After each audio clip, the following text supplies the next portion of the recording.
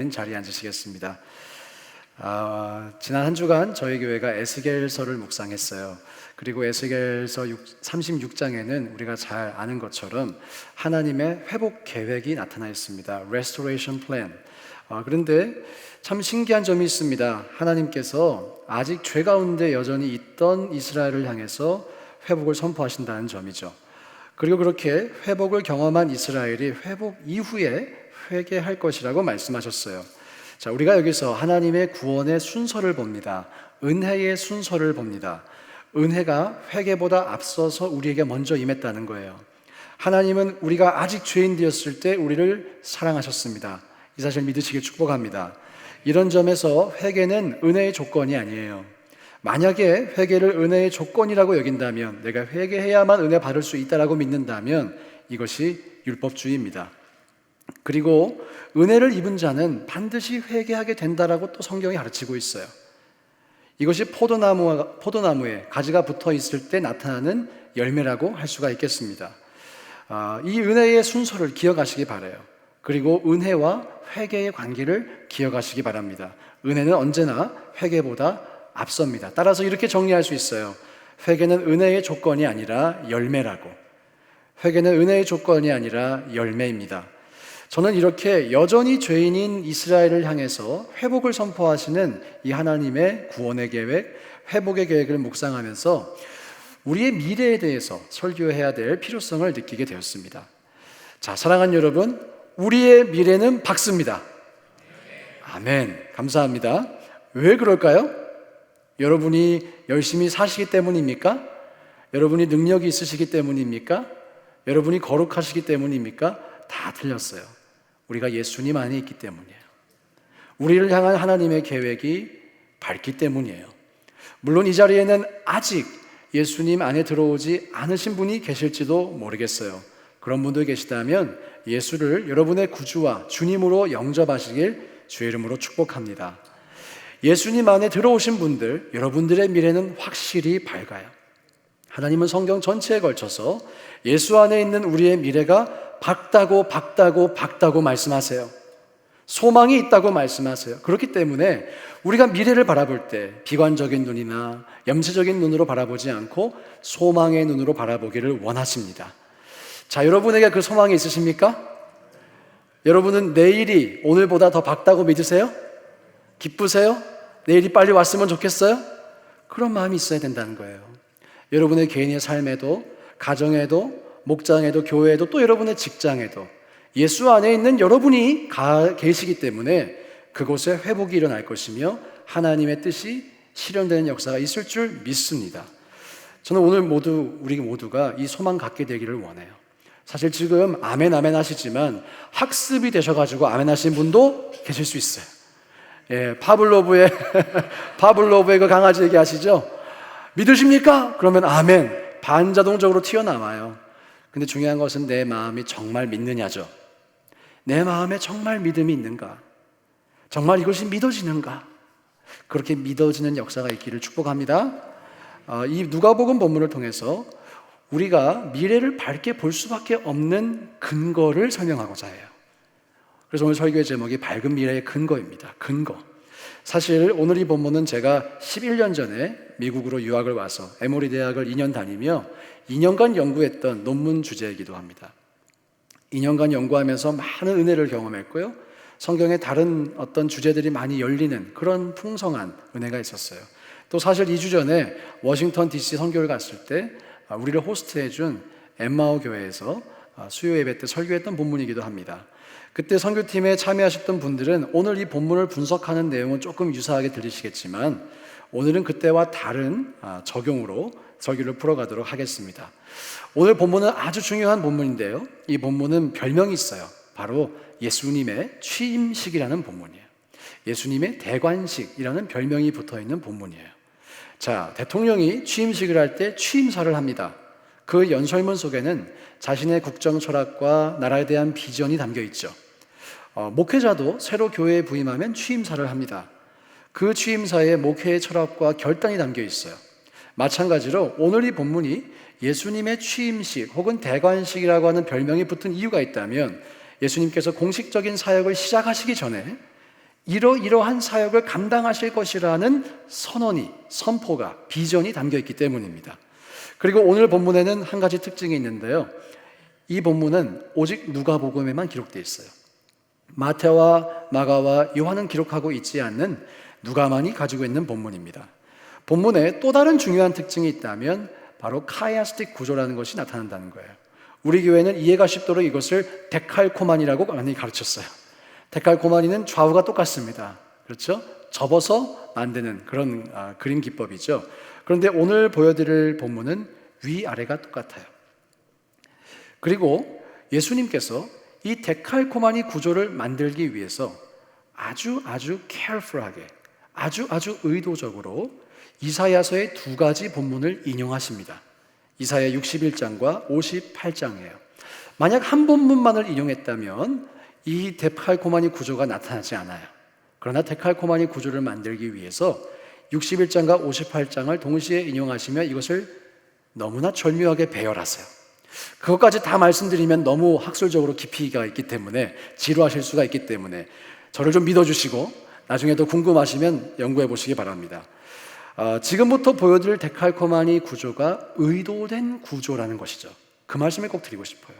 의도된 구조. 지금부터 함께 그것을 살펴보도록 하겠습니다. 첫 번째 슬라이드 보시면 16절과 20절에 똑같은 색깔로 표시를 했는데요. 회당이 나오죠. 16절에. 그리고 20절에 회당이 나와요. 우연이 아닙니다. 그리고 16절에서 예수님이 서시다라는 단어가 있습니다. 그것과 대응하는 단어가 앉으신이라는 단어예요. Again, 우연이 아닙니다.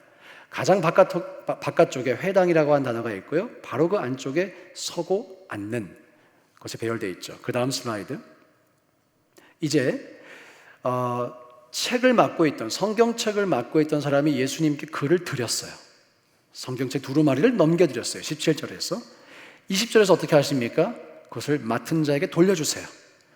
주고 받고, 받고 다시 주고, 이 순서가 나타납니다. 또 책을 펴다라고 17절에 기록되어 있죠.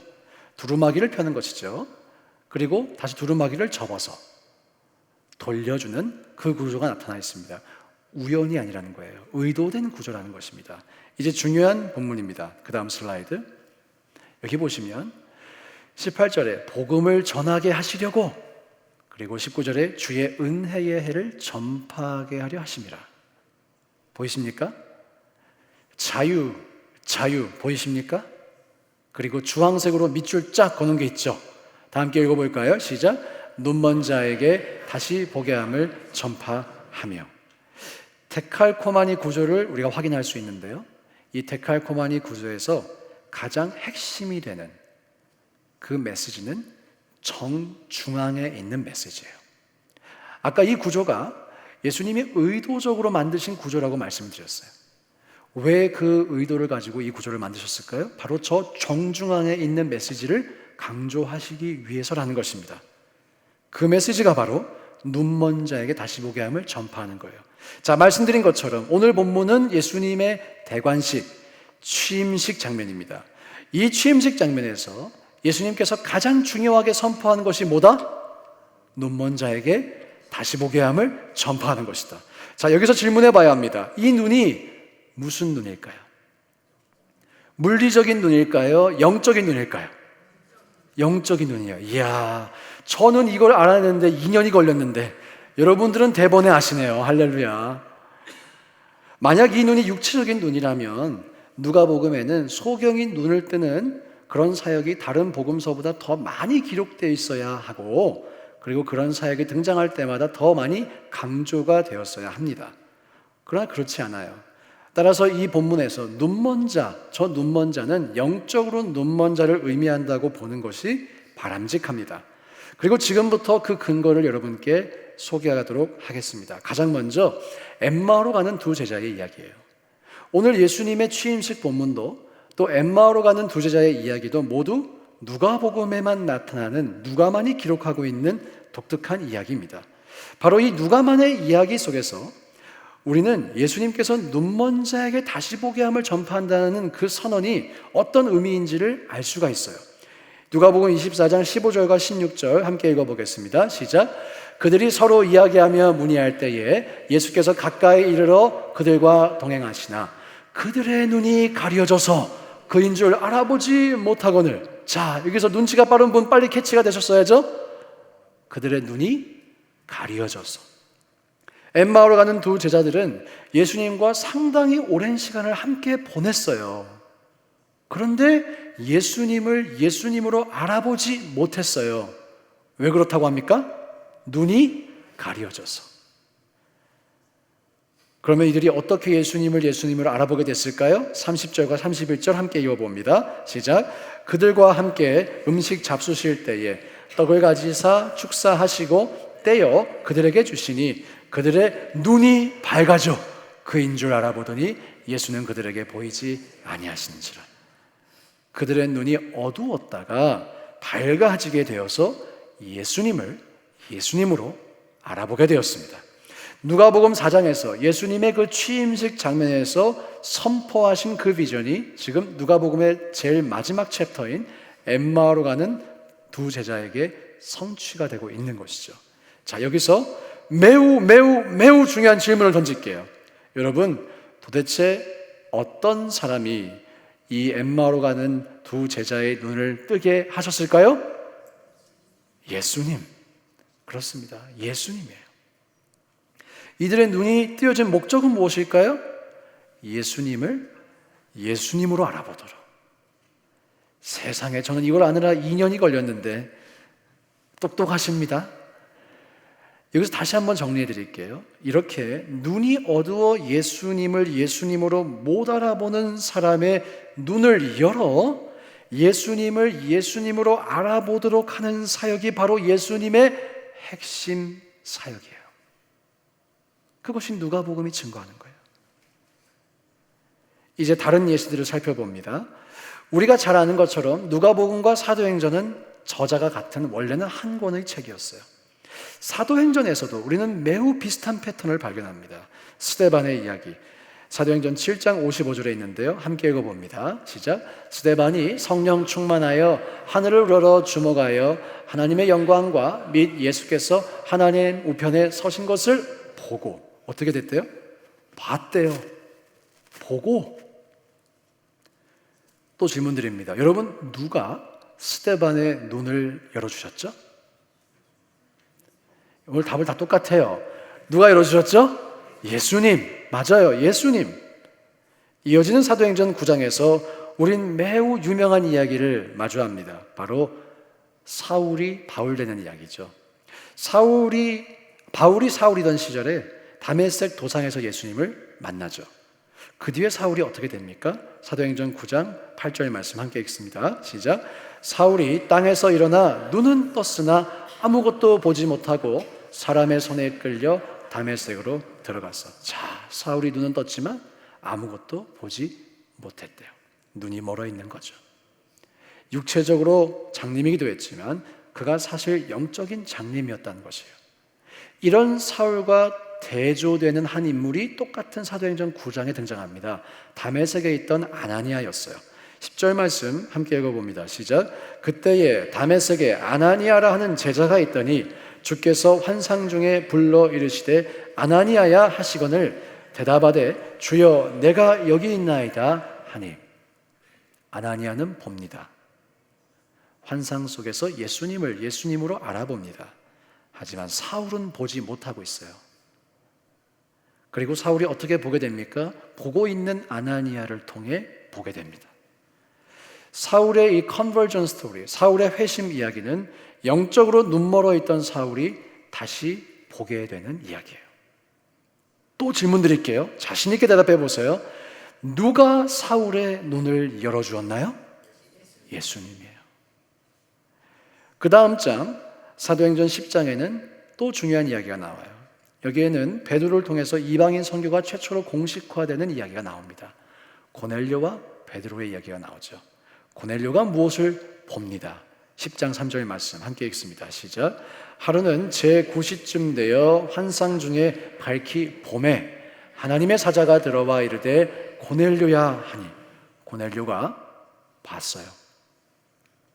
이어서 베드로도 봅니다. 11절 말씀 함께 읽습니다. 하늘이 열리며 한 그릇이 내려오는 것을 보니 큰 보자기 같고 내귀를 메어 땅에 들이웠더라. 자, 고넬료도 보고 베드로도 봅니다. 그래서 결국 고넬료는 예수 그리스도를 예수 그리스도로 알아봅니다. 믿게 됩니다. 또 질문 드립니다. 누가 고넬료와 베드로를 보게 했을까요? 예수님이에요. 이외에도 더 많은 예시가 있지만 오늘은 여기까지 하겠습니다. 자, 이렇게 누가복음과 사도행전에서는 본다는 의미가 풍성하게 나타나요. 이 본다는 것을 통해 눈먼 자를 다시 눈뜨게 하신다는 의미를 통해 성경이 우리에게 증거하는 메시지가 있어요. 잘 들어보세요. 예수님을 보지 못하는 자들이 예수님을 볼 수 있도록 하기 위해 이 땅에 오셨다는 것입니다. 믿으시면 아멘 할까요? 이건 반자동적으로 하시면 안 돼요. 정말 믿으셔야 돼요.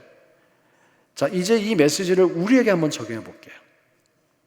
여러분이 오늘 2026년 8월 9일 이 자리에 앉아서 하나님을 예배하고 계시다는 것은 여러분의 눈이 열렸다는 거예요.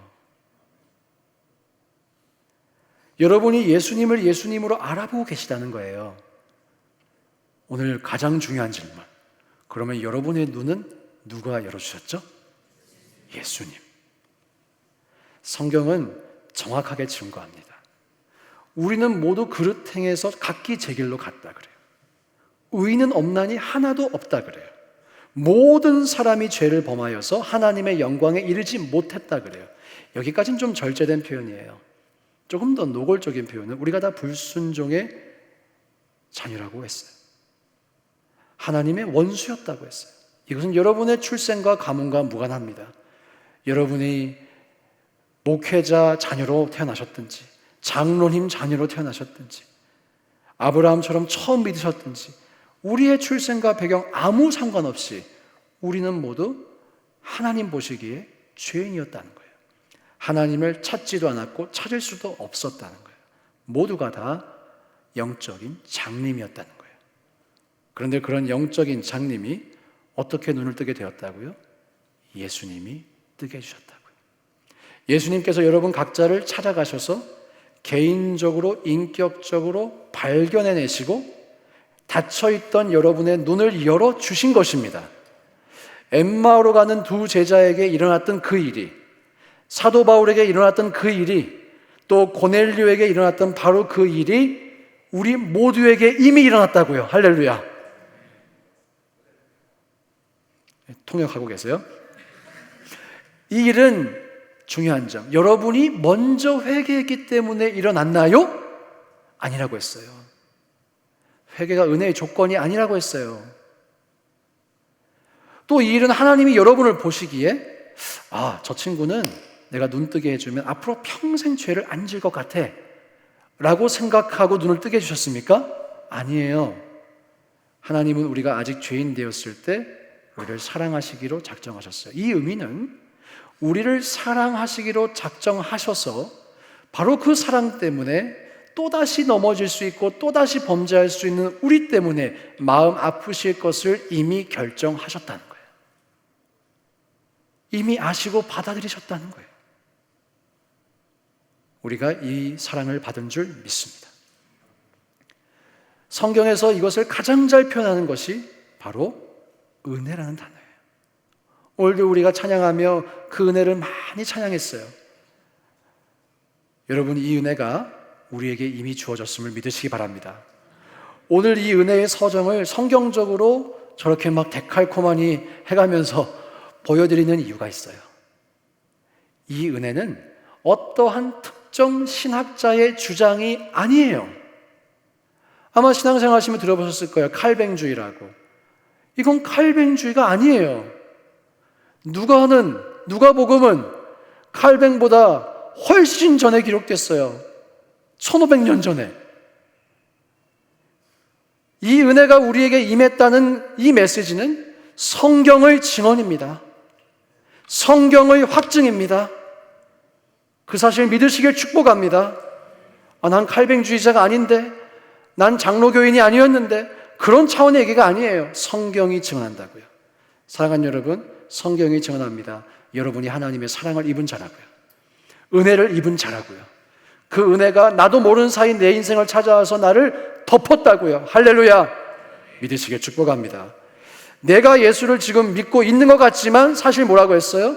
하나님께서 나로 하여금 믿게 해주신 것이다. 믿게 된 것이다. 장님이었던 내가 눈 뜨게 해주신 것이다. 이것이 하나님의 은혜입니다. 하나님은 창세전부터 우리를 아셨어요. 우리가 어떤 행위를 할 수 없을 때 태어나기도 전에 우리를 아셨다고요. 창세전부터 우리를 사랑하시기로 결정하셨어요. 구원하시기로 예정하셨어요. 그리고 마침내 우리의 인생의 어느 한순간에 정확한 타이밍에 정확한 장소에서 정확한 사람을 통해 혹은 사건을 통해 우리를 구원해내셨어요. 닫혀있던 우리의 눈을 열어주셨어요. 자, 이것이 우리의 과거를 설명하는 원리입니다. 은혜의 원리예요. 은혜가 임했습니다. 회개보다 먼저 은혜가 임했습니다. 질문드립니다. 그렇다면 우리의 미래를 설명하는 원리는 무엇일까요? 뭘까요? 처음부터 다시 할까요, 설교를? 같은 원리예요. 은혜의 원리예요. 받을 자격이 없는 자에게 값없이 부어진 하나님의 은혜는 영원전부터 언제까지 존재하죠? 그렇죠. 많은 분들이 이렇게 생각해요. 영원전부터 내가 구원받기 전까지만 존재했다. 그래서 그때부터 내가 하는 거야, 이제. 그걸 율법주의라고 합니다, 여러분. 영원전부터 영원 후까지 은혜가 존재합니다. 우리의 어떠함과 관계에 있다, 없다? 없다. 없다. 우리 어떠함과 관계가 있었으면 구원을 못 받죠, 우리가. 관계가 없으니까 구원받은 거죠. 앞으로도 마찬가지라는 거예요. 우리가 미래를 향해 소망을 가질 수 있는 이유가 여기에 있어요. 하나님의 은혜가 앞으로도 영원히 나와 함께하기 때문입니다. 우리의 미래를 향한 하나님의 계획은 어두울까요? 밝을까요? 밝아요. 아름답지 않을까요? 아름다울까요? 아름답죠. 수치스러울까요? 영광스러울까요? 영광스럽죠. 시편 23편도 말하잖아요. 자기의 이름을 위해서라도 우리를 의의 길로 인도하실 것이다. 왜? 우리가 하나님의 자녀가 됐으니까. 우리를 붙들어 주신다고요. 끝까지 보존하신다고요. 이 사실 믿으시길 축복합니다. 그래서 율법주의의 함정에도, 반율법주의의 함정에도 빠지지 마시기 바라요. 율법주의 함정이란 이런 거예요.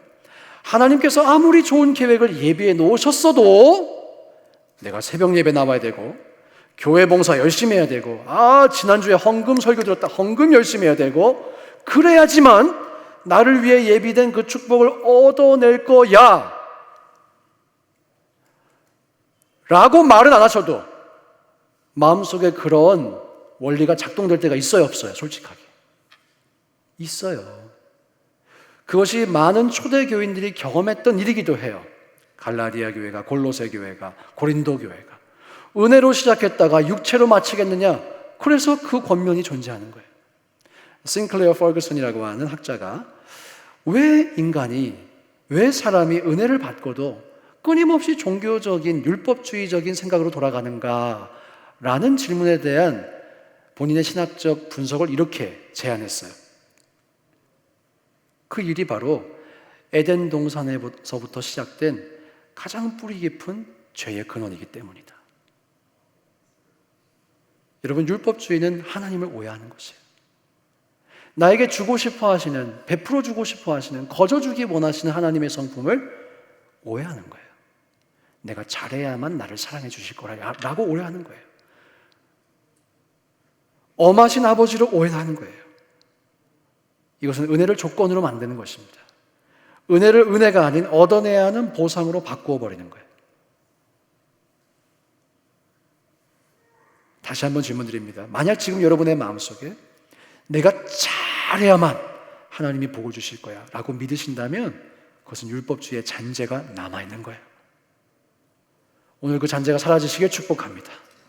앞으로 신앙생활 하다가 또 들어올 수 있어요. 그러면 또 사라지시길 축복합니다. 지난 금요일에 에스겔 36장 37절을 주의하며 이런 말씀 드렸어요. 그 구절 앞에 하나님께서 회복을 하시겠다라는 선포가 나와요. 이스라엘이 여전히 죄를 짓고 있지만 내가 회복할 거야. 내 거룩한 이름을 위해서. 하나님이 자신의 영광을 위해 자신의 자녀들을 회복시키겠다고 말씀하세요. 주님은 자기의 영광을 위해 열심히 일하십니다. 그런데 37절 이런 말씀이 있죠. 그래도 이스라엘 족속이 나에게 기도해야 한다 라는 말씀이 있어요. 이 말씀을 가장 잘못 해석하는 것이 이런 것입니다. 하나님께서 회복을 선포하셨지만 기도도 하라고 하셨어. 그러니까 내가 기도 안 하면 그 회복은 일어나지 않아. 이게 가장 잘못된 거예요. 이게 율법주의예요. 아니요, 그렇지 않습니다. 하나님은 자신이 선포하신 일을 행하세요. 약속하신 일을 실행하세요. 할렐루야. 그래서 신실하신 주님이에요. 그래서 우리의 미래가 밝다고요. 약속하셨으니까, 우리의 미래가 보장되어 있다고 말씀하셨으니까 미래가 밝다고요. 할렐루야. 아니, 그러면 왜 하나님이 기도하라고 하셨습니까, 목사님? 이유가 궁금하신 분들은 금요일 새벽 예배 설교를 유튜브에 다시 들으시면 되겠어요. 그 이유가 무엇이었습니까? 하나님께서 우리와 교제하시기 원하셔서. 예수님과 우리가 친밀해지고 연합되기 위해서, 주님을 더 사랑하기 위해서, 그 기도를 통해 하나님과 가까워져야만, 친밀해져야만 회복 이후의 축복을 누릴 수 있게 되기 때문입니다. 죄를 더 사랑하는 이스라엘 백성이 하나님을 더 사랑해야만 이 오래된 악순환이 끊어진다고요. 또 회복해도 죄 지으면 또 무너지잖아요. 그 악순환의 고리를 끊기 위해 하나님께서 교제로 초청하시는 거예요. 우리의 기도가 그렇게 될 수 있기를 축복합니다. 기도 안 하면 응답 안 해주시고 기도 안 하면 내 인생 벌 받을지도 몰라가 아니라 하나님이 나에게 복 주신다고 하셨으니까 그 약속은 이루어질 거니까 신나게 기도하는 거죠. 이때 그럼 기도 안 해도 되겠네, 이게 반율법주의라고요. 그런 속임수에도 빠지지 마시길 축복합니다. 여러분은 왜 기도하십니까? 왜 봉사하십니까? 왜 하나님 앞에 신실하게 살아가려고 하십니까? 은혜를 얻기 위해서? 아니에요. 은혜가 이미 임했기 때문에, 그리고 은혜가 보장되어 있기 때문입니다. 할렐루야. 자, 이제 우리의 미래에 이것을 적용해 보겠습니다. 우리의 미래를 향한 하나님의 최고의 계획은 오직 은혜로 이루어질 줄 믿습니다. 과거를 설명하는 것도 은혜고요, 미래를 설명하는 것도 은혜라는 거예요.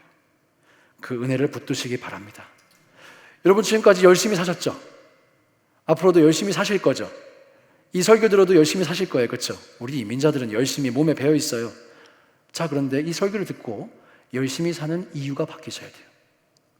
열심히 살아가는 내 마음의 상태가 바뀌셔야 돼요. 내용이 바뀌셔야 돼요.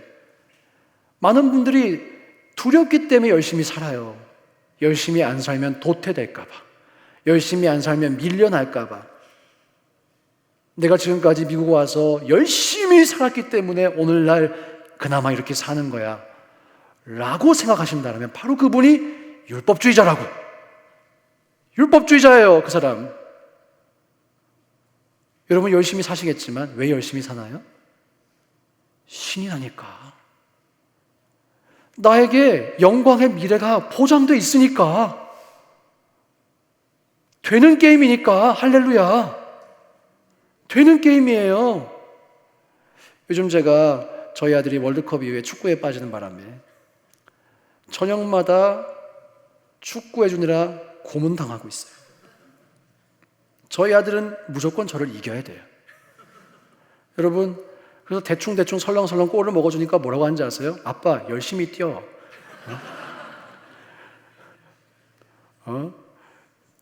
Don't get easy on me. 하드하게 하래요. 그래도 아빠가 이길 수 있습니까? 여러분, 어떻게 하시겠어요? 져줘야죠. 되는 게임으로 만들어주고 있어요.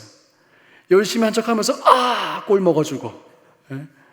자는 척하면서 이야 너 진짜 잘한다. 그러니까 뭘 하는지 아세요? 자신감이 충천돼가지고 아빠 내가 한국 축구 대표팀이 되면 우리나라가 우승할 거야 월드컵. 이 자신감을 보세요. 사기 충천을 보세요. 아직 이 친구가 모르고 있는 게 있어요. 그런데 이게 지금 은혜로 되고 있다는 걸 모르고 있죠. 그거는 모르고 있어요. 여러분, 하나님께서 우리에게 은혜를 베풀어 주실 때 우리가 어떤 반응을 보이길 바라실까요? 제 아들처럼 내가 국가대표가 되면 우리나라가 월드컵 우승할 거야. 뭐 말도 안 되게 들리시겠지만 나의 미래가 예수 그리스도 안에 있기에 밝을 거야. 그 소망을 가지시길 축복합니다. 오늘 눈먼 자를 찾아오셔서 눈을 뜨게 해주신 그 예수님께서 우리가 미래를 바라보는 소망의 눈을 뜨게 해주시길 축복합니다. 마지막으로 이 말씀 드릴게요. 우리 교회에서 자주 외치죠. 승주찬. 승주찬은 은주찬이기도 합니다. 그 은이 뭘까요? 은혜예요. 은혜. 은혜를 주셨어요.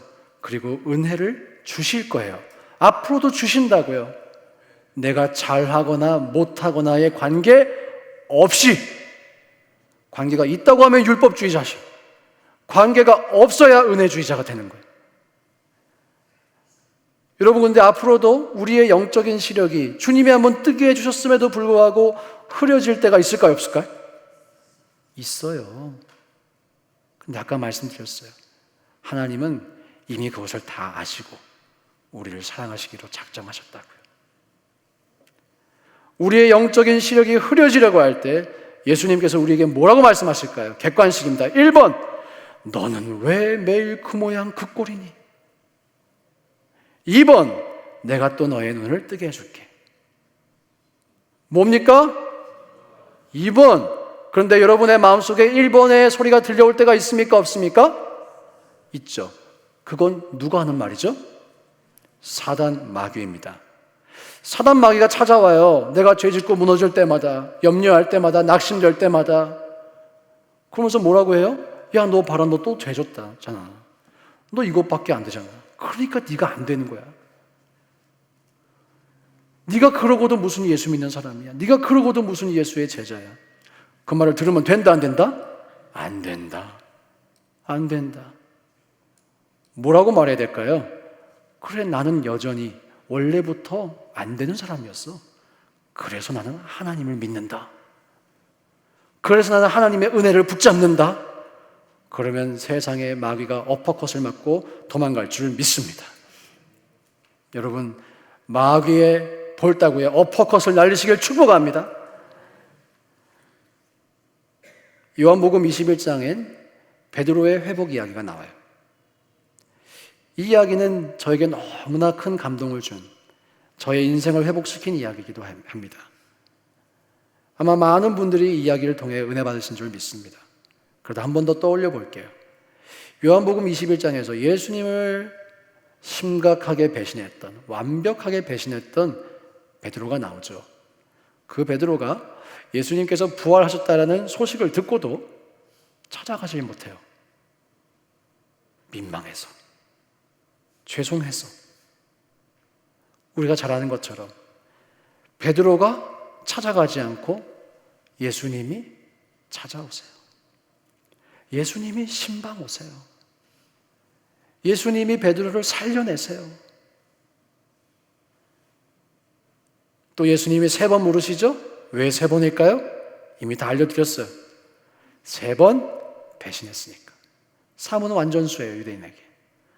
완전히 배신한 그 베드로, 완전히 무너져버린 그 베드로를 완전히 살려내시기 위해서 3번 물으셨어요.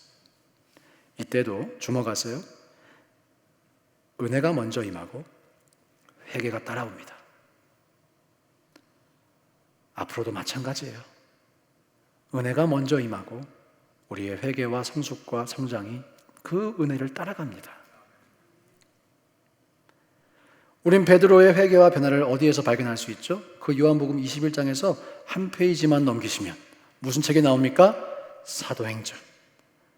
사도행전에서 베드로는 완전히 딴 사람 됐어요. 완전히. 목숨 걸고 주님을 사랑하고 섬긴 사람이 됐어요. 자, 질문 드립니다. 답은 똑같지만 누가 베드로를 붙들어 주었습니까? 누가 베드로를 회복시켜 주셨습니까? 누가 베드로의 미래를 밝게 만들어 주셨습니까? 이제 마지막 질문. 누가 우리의 미래를 밝게 만드실까요? 이 예수님의 손을 꼭 붙잡고 당당한 인생 살아가시길 주의 이름으로 축복합니다. 기도하겠습니다. 하나님 아버지, 눈먼 자의 눈을 뜨게 해주시는 예수님을 바라봅니다. 우리가 아둔하고 우둔하고 그래서 스스로 눈 감을 때도 참 많이 있지만 우리를 포기하지 않으시고 끝까지 우리를 붙드실 주님을 사랑합니다. 신뢰합니다. 나의 어떠함이 아닌, 나의 재능과 능력과 나의 노력이 아닌 주님의 은혜를 의지하기에 우리의 미래가 밝다고 믿는 우리 모두가 되게 하여 주시옵소서. 감사드리며 예수님의 이름으로 기도합니다. 아멘. 다 같이 일어나셔서 함께 찬양하실 때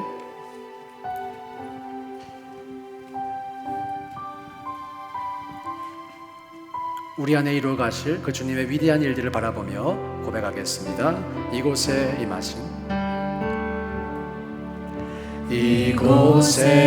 임하신 하나님 나라 가난한 마음으로 바라보리라.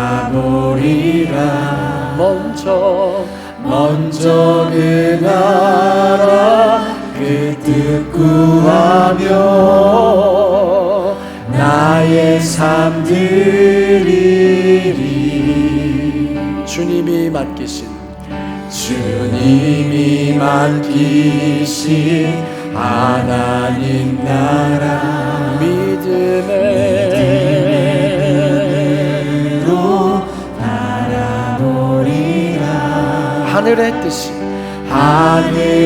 뜻이 이 땅 가운데 완성된 그날까지 믿음 다하여 그 위에 서리라. 하나님의 나라는 무너지지 않으리. 믿음 다하여 그 나라 세워가리라. 주님 곧 오실 때까지. 다시 한번 처음부터 고백합니다. 이곳에 임하신 하나님 나라, 이곳에 임하신 하나님 나라. 내 삶에 이미 임한 그 은혜를 바라봅니다. 눈먼 자였던 나를 다시 뜨게 해주신 주님의 은혜, 예수님으로 믿을 수 있게 해주신 주님의 은혜, 그 은혜에 감사드립니다. 나의 삶 드리리. 주님이 맡기신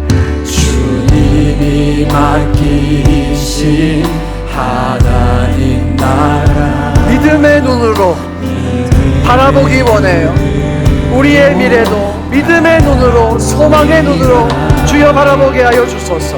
하늘의 뜻이 이 땅 가운데 완성될 그날까지 할렐루야. 믿음 다하여 그 위에 하나님의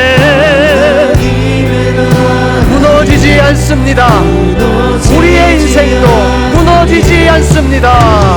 다하여 그 나라 세워가리라. 주님 곧 오실 때 믿음 다하여 우리 그 위에 섭시다. 우리의 미래가 밝다는 믿음 위에 섭시다. 소망을 가지고 섭시다. 지지 않으리. 믿음 다하여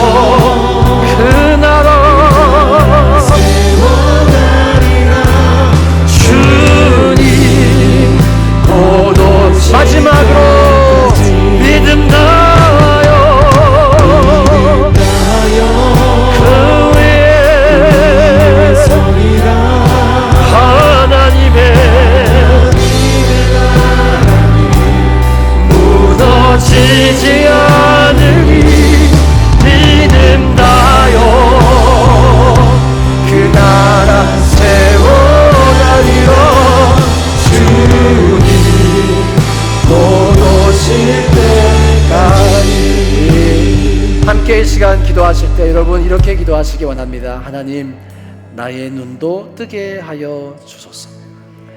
말씀드렸어요. 예수님은 우리의 눈을 뜨게 해주시기 원하십니다. 그 일을 하실 것입니다. 그렇기 때문에 우리가 내 눈을 열어달라고 기도한다면 반드시 응답되겠죠.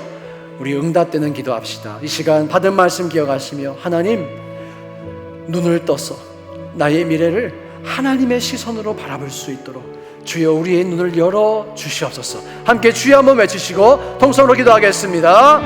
주여